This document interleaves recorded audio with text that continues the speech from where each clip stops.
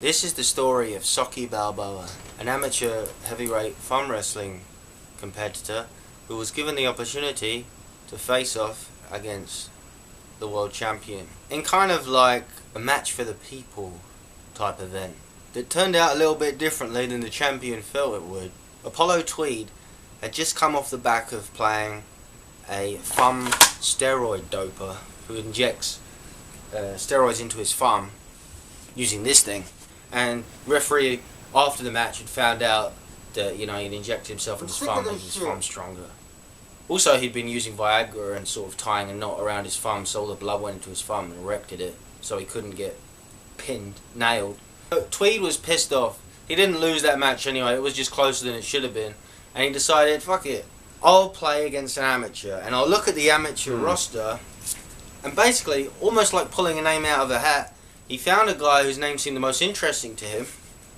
Out of this list, he chose SOCKY Balboa, and he said, yeah, I'll face this guy. Now, SOCKY Balboa would be basically fighting bums for pennies. And so, he wasn't a bad amateur.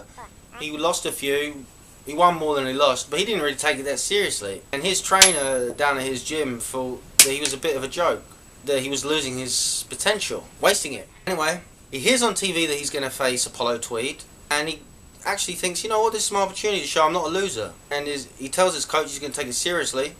His coach gets him into training.